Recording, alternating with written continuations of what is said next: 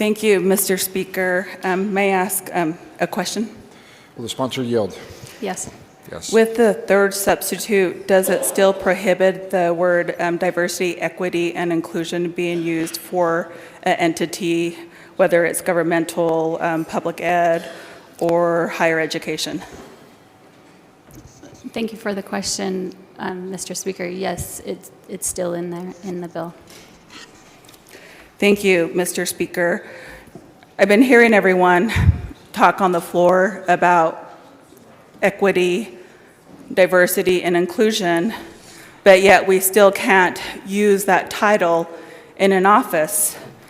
And just like Representative Wheatley, I am a first-generation college student. My family's from New Mexico, similar to Representative Wheatley. And when I first went up to the University of Utah, I didn't have the perfect GPA, and I was allowed on probation. But one of the reasons why I was so successful, because there was a center called the Center for Ethnic Student Affairs.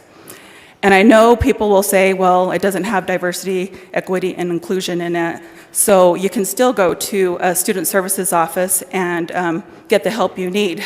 But when I read the Center for Ethnic Student Affairs, as a person of color growing up here in Utah who experienced racism growing up because I wasn't of the predominant religion and because of the color of my skin, I knew I had a place that I could go to where I felt safe. And because of that, I'm here now because I met Pete Suazo, who was an elected official. I met then Pete Suazo, who was in the House of Representatives.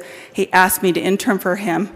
I interned here in 1994, but if it wouldn't have been for the Center for Ethnic Student Affairs, I may have never met Pete Suazo, and I might not be standing before you here, an educated woman with a bachelor's and master's degree.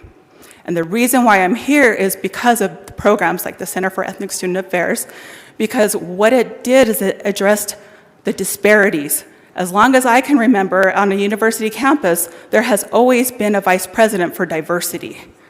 And so for me, I'm afraid that we're erasing people. We're erasing identities. We're erasing experiences. And I know people's intent isn't that. I'm not saying anyone in this room is doing that on purpose. But I want to remind all my colleagues there's unintentional consequences when we just try to sweep things and say we're all the same, because we're not.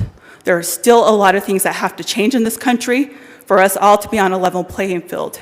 And by passing this bill, we're telling people, and I've heard this from my constituents, and I know Representative Hollins has, that we don't matter. So I just wanted to make sure that that was on the record. Thank you.